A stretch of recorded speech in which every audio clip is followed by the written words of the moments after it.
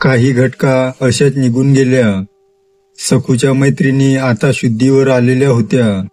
मात्र तरी सखू हलक्या आवाजात काहीतरी पुटपुटत होती. एकीने तिची तंद्री भंग करण्याच्या उद्देशाने तिला हात लावला. तिचे अंग निखाऱ्यासारखं तप्त झालं होतं. अनावधानाने झालेल्या प्रसंगाने सखूची तंद्री भंग पावली आणि ती जमिनीवर कोसळली. तिला उचलून तिच्या वसतिगृहाच्या खोलीमध्ये नेण्यात आलं. एव्हाना डॉक्टर देखील हजर झाले होते. त्यांनी सखूची तपासणी केली.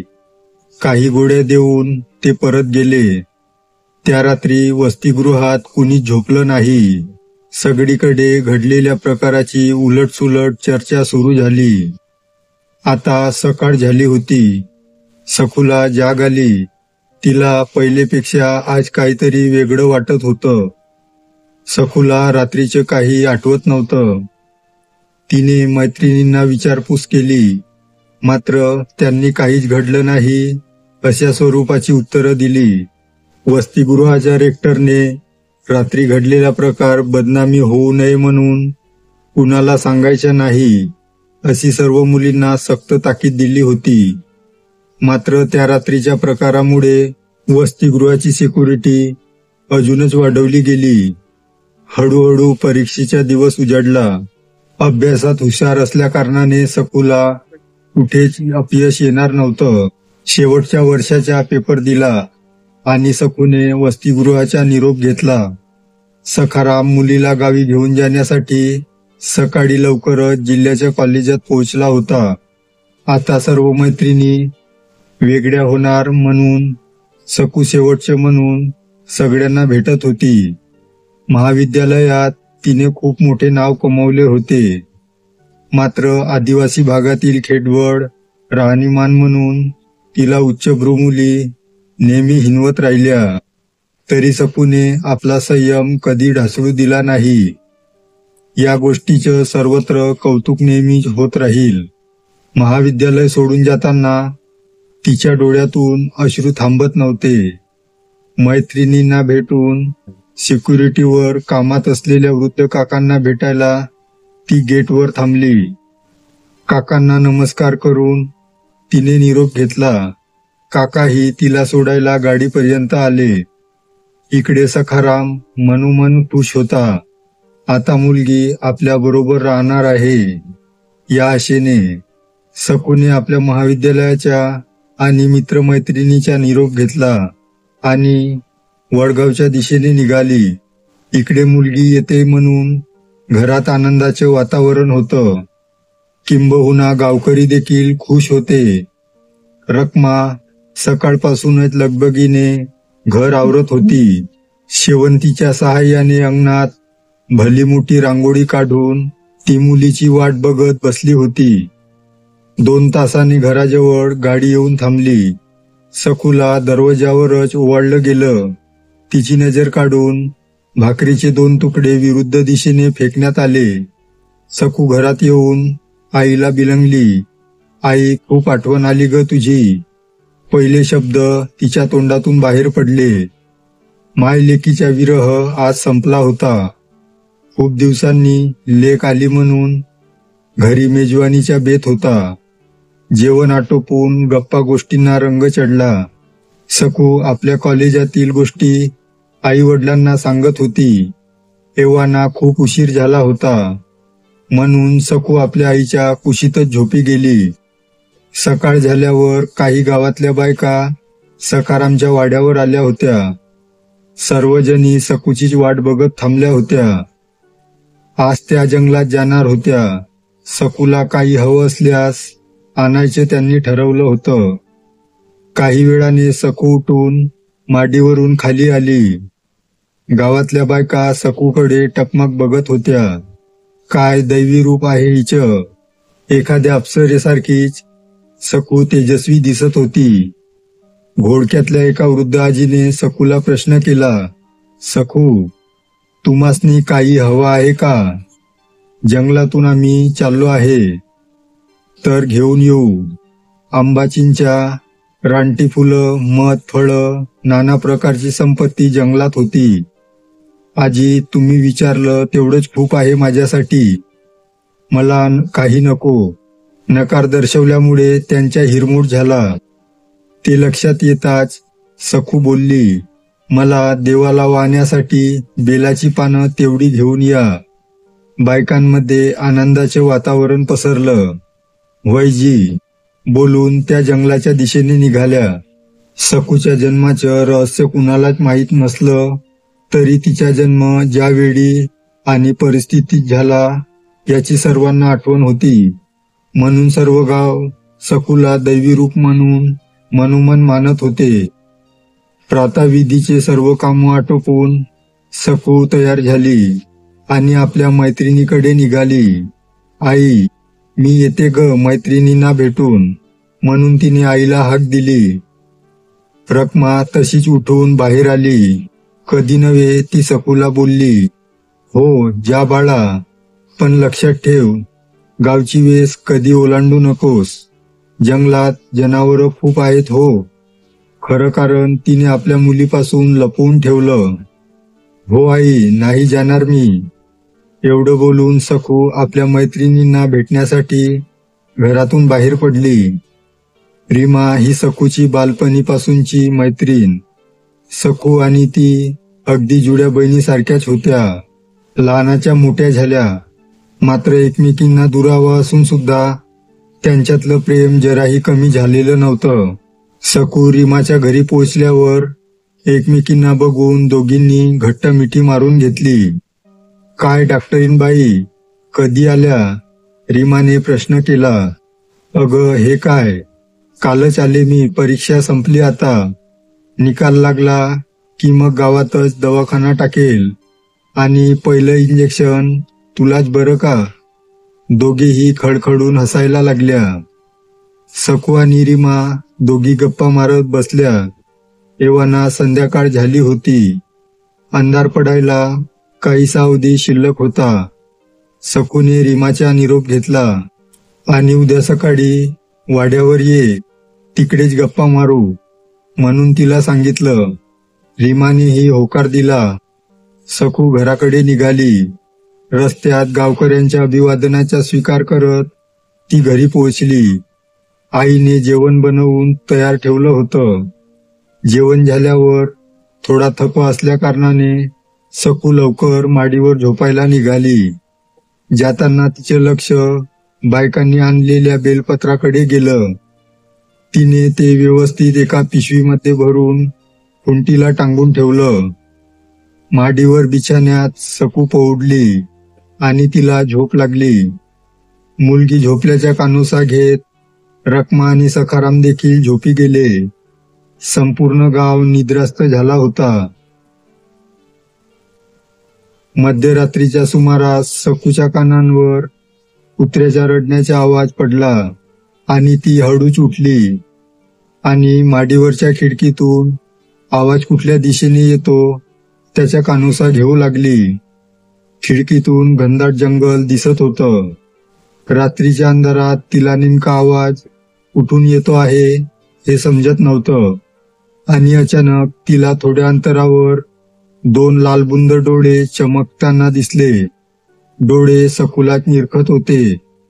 हळूहळू सखूला तंद्री लागली आणि ती भारल्यासारखी माडीवरून खाली उतरली आणि वाड्याचा दरवाजा उघडून जंगलाच्या दिशेने चालू लागली. काळोखातही सखूला जंगलाची पायवाट स्पष्ट दिसत होती. काही अंतरावरून जंगली कुत्र्यांचा एक कळप तिच्यासोबत चालत होता. जणू ती त्या सर्व हिंस्र जनावरांची मालकीनच होती असा भास होत होता. सखू आज त्या दिशेने जात होती जिथे तिच्या जन्माचं कारण आणि कारक दडलेला होता. चालत चालत ती शेवटी गुफेजवळ पोहोचली. तिच्या तोंडातून पुन्हा शब्द बाहेर पडू लागले. जसा जसा सखूचा आवाज वाढत होता तसतसा कुत्र्यांच्या रडण्याला सुरुवात झाली. थोड्या वेळाने आवाज थांबला आणि सर्वत्र नीरव शांतता पसरली. गुफेतून कुणीतरी हळूहळू जड पावलांनी बाहेर येत असल्याचा आवाज येत होता. सखूला गुफेत 2 लालबुंद डोळे चमकताना दिसत होते. हळूहळू गुफेच्या काळोखात ती महाभयानक प्रतिकृती स्पष्ट होत होती. समोर उभा असलेल्या त्या महाभयानक रूपाच्या पायात सापांचे वाटोळे होते. संपूर्ण नग्न अवस्था, गळ्यात नरमुंड माळ, आग ओकणारे डोळे, हातात वेगवेगळी शस्त्र, सुड्यासारखे दात पुढे आलेले, डाव्या हातात मानवी कवटी आणि बाजूलाच संपूर्ण काळ्या रंगाच्या जातिवंत श्वान. हे महाभयानक रूप समोर बघितल्यावर सखू भयभीत होऊन जोरात किंचाळली. तिच्या किंचाळ्या थांबत नव्हत्या. सखू स्वप्नात होती. महाभयानक स्वप्न. रखमा आणि सखाराम तिच्या आवाजाने जागे झाले आणि पळत पळत माडीवर येऊन पोहोचले. समोर सखू विवळत होती, किंचाळत होती. तिची दातखिळी बसली होती. रखमेने सखूच्या तोंडावर पाण्याचा फवारा मारला. तशी तिची तंद्री भंगली. तसंच सखू उडी मारून एका कोपऱ्यात जाऊन बसली. ती एकटक काहीतरी बघत होती. ती कुणाशी काही बोलत नव्हती. तिची नजर एकाच ठिकाणी खिळून होती. रखमा आणि सखारामला काही समजत नव्हतं.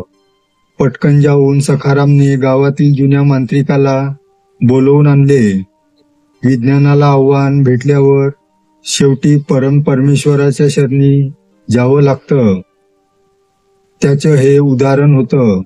मांत्रिक आल्यावर त्याने सखूच्या तोंडावर मंतरलेले पाणी शिंपडलं. तशी सखू हळूहळू शुद्धीवर येऊ लागली.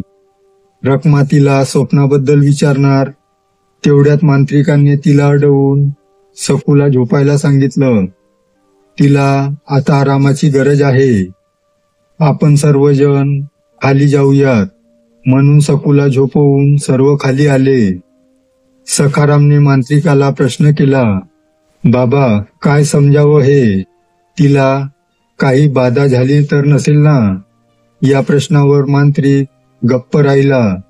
तशी शांतता बघून रखमा बोलू लागली, बाबा काय झालं आम्हासनी सांगा. काय प्रकार आहे हा? माझ्या पोरीवर कुणी करणी केली का? दोघांना शांत करत मांत्रिक बोलू लागला.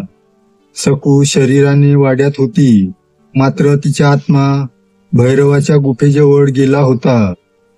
तुमची मुलगी खरंच दैवी म्हणून भैरवाला बघून सुधीक जिती आहे. आता एक लक्षात ठेवा, तिला कधीच जंगलात जाण्यापासून अडवू नका, अन्यथा पुन्हा असाच प्रकार होईल. ती भैरवाकडे जाऊन सुद्धा जिती परत आली आहे, म्हणजे हा त्याच्यात प्रसाद आहे हे मला ठाऊक आहे आणि तो त्याच्याकडेच जाणार. तुम्ही कितीही प्रयत्न केला तरी सखूच्या जन्माच्या वेळेस ग्रहदशा मी बघितली होती. या गावाला भैरवाच्या भीतीपासून हीच मुलगी दूर करेल, पण भविष्यात काहीतरी वाईट घडणार आहे याचा आभास मला सखूला बघून झाला आहे. म्हणून तुम्ही स्वतःची विशेष काळजी घ्या. भैरव हा बळी घेतल्याशिवाय कुणाला सोडत नाही. आज सखू जिवंत परत आली म्हणजे दुसऱ्या कुणाच्या तरी बळी जाणार हे नक्की. दिवस हळूहळू पालटू लागले. सखूला डॉक्टरकीच्या परीक्षेत दैदिप्यमान यश मिळाले. त्यामुळे पुढील वैद्यकीय प्रॅक्टिससाठी जिल्ह्याच्या शासकीय दवाखान्यात जावे लागणार होते. मागे घडलेल्या घटनेमुळे सखू गावच्या जेवढ्या लांब राहील तेवढी सुरक्षित या विचाराने सखाराम आणि रखमानेही या गोष्टीसाठी विरोध दर्शवला नाही. पुढील वैद्यकीय प्रॅक्टिससाठी तिला जिल्ह्याच्या ठिकाणी पाठवण्यात आले. मागे घडलेल्या घटना या सुप्त अवस्थेत घडल्या असल्या कारणाने सखूला त्याचा लवलेश सुद्धा नव्हता. ती आपला संपूर्ण वेळ रुग्णांच्या सेवेत व्यतीत करत होती. यातच तिची ओळख मलेरियाने त्रस्त झालेल्या दौलतरावासोबत झाली. दौलतराव हा जिल्ह्याचा धनाढ्य आणि बलाढ्य बांधकाम व्यावसायिक वैशी माणूस.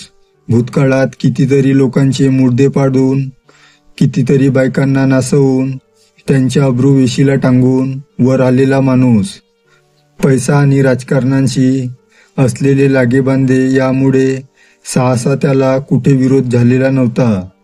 40शीच्या वयात असून सुद्धा मादक सौंदर्य ही त्याची कमजोरी होती. दवाखान्यात एक सर्व सुविधांनी युक्त असलेल्या अतिदक्षता विभागात त्याच्यावर उपचार चालू होते. इतर रुग्णांप्रमाणेच दौलतरावाला सकू उपचार करण्यासाठी येत होती. त्यातच तिच्या सौंदर्याचा कधीतरी आस्वाद घ्यायचा म्हणून मनोमन त्याने ठरवले होते. यासाठी त्याने आपल्या गुंड लोकांकडून तिची पूर्ण माहिती काढून घेतली. काही दिवसांनी दौलतराव दवाखान्यातून बरा होऊन घरी जाण्यासाठी निघाला. आपल्या आलिशान गाडीजवळ जाऊन त्याने सकूला बोलवून घेतले. मॅडम, तुम्ही माझी खूप काळजी घेतली. 1000चे बंडल काढून हे ठेवा तुमच्याजवळ म्हणून त्याने सकूला देऊ केले. नको, ते काम आहे माझे. तब्येतीत काही पुन्हा जाणवल्यास कळवा, मी औषधी बदलून देईल. एवढं बोलून सकू पुन्हा दवाखान्यात गेली. हे पाखरू पैशाने विकत घेता येणार नाही हे दौलतरावाला कळून चुकलं. म्हणून योग्य वेळी हिला हेरायची या विचाराने तो गाडीत बसून आपल्या टोलेगंज बंगल्याकडे निघाला. काही महिने असेच निघून गेले. आज सकूच्या वैद्यकीय प्रॅक्टिसचा शेवटचा दिवस होता. संपूर्ण कागदपत्र गोळा करून मी स्वतः एसटीने वडगावला येईल म्हणून तिने आपल्या वडिलांना फोन करून सांगितलं होतं. वडगावला जाण्यासाठी शेवटची बस संध्याकाळी 5 वाजताची होती. मात्र ऐनवेळी डीन व्यस्त असल्याकारणाने त्यांची सही घेण्यास 4:30 वाजले. संपूर्ण कागदपत्र गोळा करून आपल्या सामानासहित सकू ओळखींच्या लोकांचा निरोप घेऊन रिक्षामध्ये बसली. एसटी स्टँडला जाण्यासाठी रिक्षा निघाली. मात्र बाहेर पाऊस पडत असल्याकारणाने थोड्या प्रमाणात रहदारी होती म्हणून रिक्षा चालकानं आडमार्गे एसटी स्टँड गाठलं. मीटरप्रमाणे पैसे देऊ झाल्यावर सकूने फलाट गाठला. मात्र 5 मिनिटापूर्वी शेवटची एसटी निघून गेली होती. बाहेर मंद गतीचा पाऊस चालू होता. आता वडिलांना फोन करून त्यांना गाडी घेऊन बोलवून हा विचार तिच्या मनात आला. रोडच्या पलीकडे असणाऱ्या टेलिफोन बूथकडे निघाली. सोबत सामान असल्याकारणाने तिला रोड ओलांडायला थोडा अवघड जात होता. एवढ्यात बाजूने एक गाडी येऊन अचानक तिच्या जवळ थांबली. पावसामुळे ड्रायव्हरला कुणीतरी समोर आहे हे स्पष्ट दिसत नव्हतंय म्हणून त्याने जोरात ब्रेक मारले. काय ग, मरायला माझीच गाडी सापडली का म्हणून तो उतरून सकूच्या अंगावर चवताळला. मात्र गाडीतून दुसऱ्या एका इस्माने त्याला पुन्हा गाडीत बोलवले आणि गाडी बाजूला घेऊन तो सकूजवळ चालत आला. मॅडम, माफ करा. माझ्या ड्रायव्हरला बाई माणसाशी कसं बोलावं याची अक्कल नाही. तुम्हाला कुठे लागलं तर नाही ना? स्वतःला सावरत, अहो नाही, माझेच लक्ष नव्हतं, माफ करा मला म्हणून सकूने त्या इस्मावर नजर फिरवली. दौलतराव तुम्ही? येवाना पावसाने थोडी उसंत घेतली होती. हो मी. मात्र आपण कोण? मी ओळखलं नाही आपल्याला मॅडम. उसना अवसानानं दौलतराव बोलला. त्यानंतर सकूने सविस्तर वर्णन करून त्याला आपली ओळख करून दिली. माफ करा हं मॅडम, खूप दिवस झालेत. भरपूर लोक भेटत असतात म्हणून लक्षात ठेवायला थोडं जड जातं मला. बरं, मग आता कुठे निघालात? पुन्हा तिने सविस्तर वर्णन करून सांगितले. गाडी सुटल्यामुळे आता वडिलांना फोन करून बोलवून घेते. मग सोबतच वडगावला निघू. ते आल्यावर. सकू निष्पापपणे बोलून गेली. इकडे दौलतराव हवी ती संधी चालून आली म्हणून मनोमन खुश होता. फक्त सकू त्याच्या जाळ्यात कशी अडकेल म्हणून विचार करू लागला. मॅडम, मी सोडतो तुम्हाला माझ्या गाडीत. तुमची हरकत नसेल तर. नाही म्हणू नका. तुम्ही दवाखान्यात एवढी काळजी घेतली माझी, त्याची परतफेड समजा हवं तर. मी सुद्धा त्याच भागात चाललो आहे. गाडीत अजून 2 मित्र आहेत, त्यांना सोडायला. वडगाव तिथून एक 10 मिनिटं अंतरावर असेल. चला बघू. तुम्ही आता फोन करा वडिलांना आणि त्यांना यायला बराच वेळ लागेल. तेवढ्यात मी सुखरूप पोहोचवेल तुम्हाला घरी. अहो नको, तुम्हाला उगाच त्रास.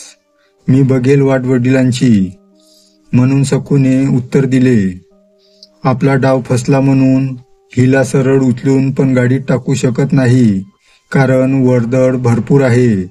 म्हणून शेवटचा एक भावनिक प्रयत्न म्हणून माझी मुलगी अशी एकटी कशी सोडू. एक काम करा, वडिलांना फोन करा. ते येईपर्यंत मी थांबतो तुमच्यासोबत. मुलगी हा शब्द कानावर पडताच सकूच्या मनातलं काहूर थांबलं आणि तिने सोबत जाण्यासाठी होकार दिला. ड्रायव्हरला बोलवून तिच्या सामान गाडीत ठेवला आणि सकू पुढच्या बाजूला बसली. मागे दौलतराव आणि त्याचे 2 मित्र बसलेले होते. गाडी वडगावच्या दिशेने निघाली. मागे बसलेल्या मित्रांची ओळख, परिचय सकूसोबत करून दिली. पावसामुळे सकू थोडीफार भिजली असल्याकारणाने तिचे कपडे अंगाला घट्ट बसले होते. आतली तिची कोमल काया दौलतराव न्याहाळत होता. आज सावट शेवटी हेरलं म्हणून मनातून स्वतःला शाबाशी देत होता. गाडी हळूहळू वडगावच्या हद्दीत शिरली. एव्हाना पावसाचा वेग थोडा जास्तच वाटत होता. सूर्य अस्त पावत होता. गाव आदिवासी भागात असल्याकारणाने भोवतालचा रस्ता जंगलातून जात असे. संध्याकाळची वेळ असल्याकारणाने त्या रस्त्यावर चीटफाकरू देखील नव्हतं. अचानक एका निर्जन स्थळी गाडीचे ब्रेक मारले गेले. सखू, आम्ही थोडं बाहेर जाऊन लघुशंका करून येतो, म्हणून दौलतराव आणि 2 मित्र गाडीतून खाली उतरले. त्यांनी गाडीच्या डिक्कीमधून एक थैली बाहेर काढली आणि ती जंगलात निघून गेली. इकडे सकू गावात आता मला लोकांची सेवा करता येईल, सगळीकडे आनंदी आनंद असेल या विचारांनी खुश होत होती. मनोमन तिने स्वप्न रंगवायला सुरुवात केली होती. दौलतराव आणि मित्र थैलीतून दारूच्या बाटल्या काढून रिचवत होते. आज गावरान मेवा चाखायला मिळणार म्हणून तिघे मदमस्त झाले होते. पूर्ण नशेच्या अवस्थेत त्यातला एक गाडीच्या दिशेने निघाला. सकू पुढच्या सीटवर बसलेली होती. त्याने रस्त्याच्या दुतर्फा बघितलं आणि सकूला बाहेर काढलं. तिला अचानक झालेल्या प्रकारात सावरण्याचा वेळ मिळाला नाही. तिला कळत नव्हतं नेमकं काय सुरू आहे. त्याने सकूला जबरदस्तीने ओढून जंगलात नेण्याचा प्रयत्न सुरू केला. ती लाथा मारत त्याला दूर करू लागली. एवढ्यात ड्रायव्हरने तिचे दोन्ही पाय पकडले आणि ती प्रतिकार करू शकत नव्हती. जंगलात तिला आतपर्यंत नेण्यात आले, जेणेकरून तिचा आवाज कुणाला येऊ नये. समोर दौलतराव आणि त्याचे 2 मित्र उभेच होते. बाजूला रिचवलेल्या दारूच्या बाटल्या बघून सकू सारं काही समजली. खोटं बोलून या नराधमाने स्वतःची वासना शमवायला मला फसवलं. आता तिला काही मार्ग दिसत नव्हता. आज सापडली तावडीत. तुला बघितलं तेव्हाच ठरवलं होतं की या फुलाचा सुगंध एक दिवस घेणारच. प्रतिकार केला तर जीवे जाशील. आम्हाला हवं ते दे, नाहीतर. दौलतराव म्हणाला. दौलतराव, तुम्ही मला मुलगी बोलला. असं करू नका. माझी सर्व स्वप्न संपवू नका. मी पाया पडते तुमच्या. सकूने विनवणी करायला सुरुवात केली. मात्र दारूच्या नशेत नराधम माणूस हवं ते साध्य करण्यासाठी तत्पर असतो हे त्या निष्पाप जीवाला ठाऊक नव्हतं. तिला जमिनीवर टाकून दौलतराव तिच्या अंगावर झेपावला.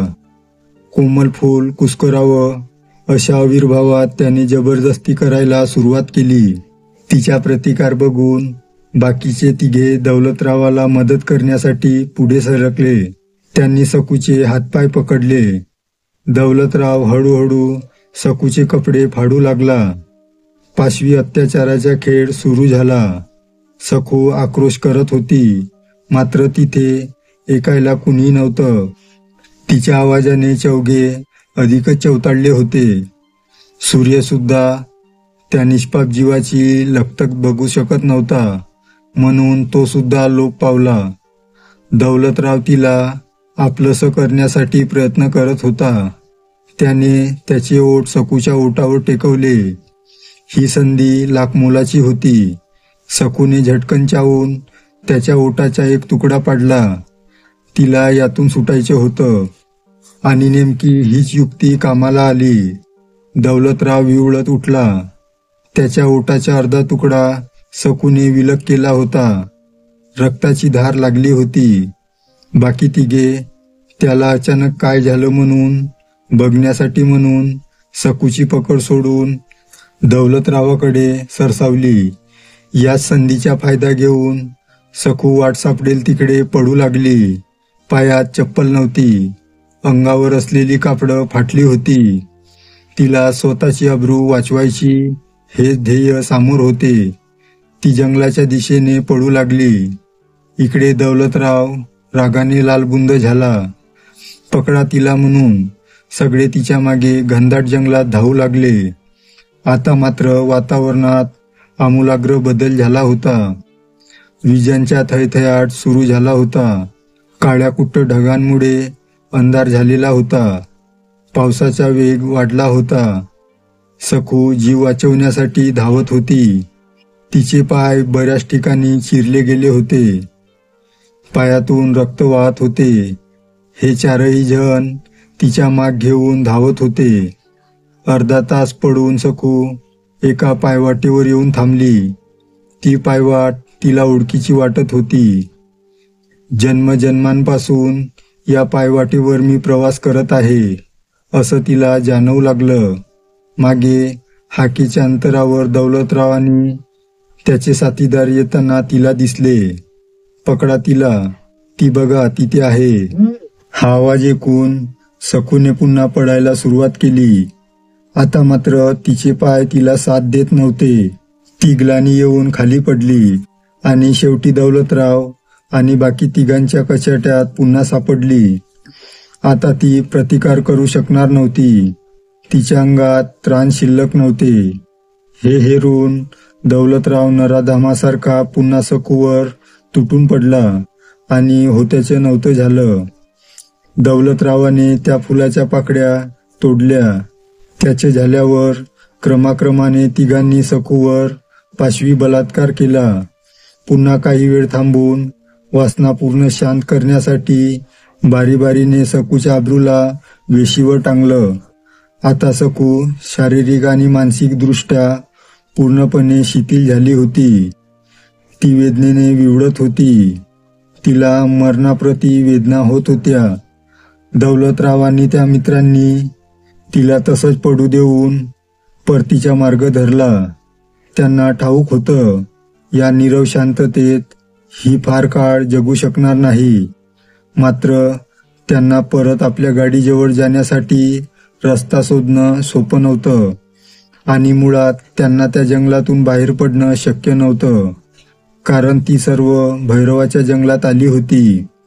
तोच भैरव ज्याच्या प्रसादाला या चारही नराधमांनी नासवलं होतं. इकडे सकूला ग्लानी लागली. ती शेवटची घटका मोजू लागली.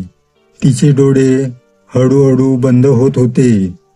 तेवढ्यात तिच्या पायाला पकडून तिला कुणीतरी फरफटत घेऊन जात आहे हे जाणवलं. मात्र शरीरात त्राण शिल्लक नसल्यामुळे तिला मानवर करणं शक्य नव्हतं. तिला कळून चुकलं की कुणीतरी श्वापद आता भक्ष्य बनवण्यासाठी मला घेऊन जात आहे. मात्र ती त्याच पाऊलवाटेने खेचली जात होती. हा प्रकार नेमका एका गुहेजवळ येऊन थांबला आणि अचानक सकूला तंद्री लागली. तिला संपूर्ण भूतकाळ डोळ्यासमोर दिसू लागला. रकमेने मागितलेलं वरदान ते ती मागे गुपेत स्वप्नात आल्यापर्यंतचा काळ हळूहळू सकू उठण्याचा प्रयत्न करू लागली. मी भैरवाचा प्रसाद आहे. मला सूट घ्यायलाच हवा. आतापर्यंत कितीतरी आया बहिणींना या नराधमाने ठार केलं असेल. आज यांचा शेवट करायलाच हवा. तिच्या डोळ्यातून अग्नी तांडव करत होती. कशीबशी ती प्राण गोळा करून उभी राहिली. अचानक जंगलातील पशुपक्षी अक्रांत रुंदन करायला लागली. भेसूर आवाजात ओरडायला लागली. आकाशात विजांचा थैमान सुरू झाला. पावसाचा वेग प्रचंड वाढला. अंगातून ठिकठिकाणी झालेल्या जखमांमधून हळूहळू रक्त सांडत होतं. सकू आदिवासी असल्या कारणाने एक छोटासा चाकू तिच्या कमरेला नेहमी असे. परंपरा चालत आली होती तशी. तिने कमरेचा चाकू सोडला आणि डाव्या हाताचा अंगठा कापून रक्त गुफेच्या दरवाजावर उडवलं. भैरवा, बाहेर ये, तुला सूट घ्यायचे आहे. हे बघ, माझी काय अवस्था केली त्या नराधमांनी. तिचा कर्कश आवाज संपूर्ण जंगलात घुमू लागला. विजांचा लखलखाट अजूनच वाढला. जमिनीवर भिडून त्यात समवण्यासाठी विजा स्पर्धा करत होत्या. गुफेत काहीतरी हालचाल होताना सकूला जाणवली. तिने मटकन डोळे मिटून घेतले, कारण तिने याआधी ते भेसूर रूप बघितलं होतं. पुन्हा ते सहन करण्याची शक्ती तिच्यात नव्हती. हळूहळू भैरव गुफेमधून बाहेर येऊ लागला. त्याच्या पायांचा आवाज सकूला जाणवत होता. त्याने सकूकडे एक नजर टाकली आणि भयंकर आवाजाने संपूर्ण जंगल दणाणून गेले. वडगावपर्यंत हा आवाज पोहोचल्याने सर्व गावकरी मुकाट्याने घरातच बसून राहिले. इकडे सखाराम आपल्या पोरीला बघण्यासाठी आधी जिल्ह्याच्या ठिकाणी जाऊन मगारी वडगावला आलेला होता. मुलगी गवसली नाही म्हणून त्याच्या मनात शंकाचे काहूर माजले होते. मात्र जंगलात काहीतरी विपरीत घडत आहे याची जाणीव त्याला झाली होती. मात्र सकाळ होईपर्यंत त्याला गावातच थांबणं भाग होतं. इकडे दौलतराव आणि त्याचे मित्र ड्रायव्हर सोबत जंगलातून वाट काढत होते. मात्र ते अधिकच जंगलात शिरत होते. त्यांना जाणवत होतं. त्यांनी जंगलात झालेला आवाज ऐकला आणि झपझप पावलं उचलायला लागली. भैरव आज खूप मोठ्या कालखंडानंतर गुफेबाहेर आला होता. आपल्या श्वानाला आज्ञा करताच चवताळून तो जंगलात सावध सोडण्यासाठी पळाला. दौलतराव आणि त्याच्या 3 साथीदारांना काही वेळातच त्याने गाठलं. त्यांच्या भोवती आता रानटी कुत्र्यांचा गराडा पडला होता. त्यांना तिथून सुखरूप सुटण्यासाठी जागा आणि संधी मिळणार नव्हती. आणि अचानक त्यांच्या समोर एक भयानक आकृती प्रकट झाली. 4ही जणांच्या त्यावेळी थरकाप उडाला. आग ओकणारे लालबुंद डोळे, गळ्यात नरमुंड माळ, दातांच्या ठिकाणी अनकुचीदार सुडे, पायात सापांची कडे. ती भयानक आकृती बघून ड्रायव्हरने किंचाळी ठोकली आणि त्याला हृदयविकाराचा झटका येऊन तिथेच गतप्राण झाला. तो खाली पडताच सभोवताली असलेली कुत्री त्याच्यावर तुटून पडली. त्याचे बोतळे तोडून लचके तोडून खाऊ लागली. आता भैरवाचा मोर्चा दौलतराव आणि त्याच्या 2 मित्रांकडे वळला. त्यातला एका मित्राच्या डोक्यावरून भैरवाने आपले तीक्ष्ण नख फिरवले. त्यातच त्याचे 2 भागात तुकडे झाले. दुसरा मित्र पडून जाताना त्याला कुत्र्यांनी पकडला आणि त्याच्या पोट फाडून सगळा कोथळा बाहेर काढला. आता फक्त दौलतराव उरला होता. भैरवाने एका झटक्यात त्याचे मुंडकं उडवलं आणि त्याची कवटी हातात घेऊन मगारी फिरला. अचानक वातावरणात शांतता पसरली. भैरव गुफेकडे येत असताना सकूला दिसला. त्याच्या हातात दौलतरावाचे मुंडकं होतं. तिचा सूट भैरवाने घेतला होता. काही न बोलता भैरव गुफेत जाऊ लागला. सकूने त्याचे पाय पकडले आणि मला या ज्याच्यातून मुक्त कर म्हणून साकडं घातलं. तिला मोक्ष हवा होता. भैरवाने ते जाणलं आणि तिथेच शिडेवर बसून तिच्या गळ्यावर आपली तीक्ष्ण नखे फिरवली.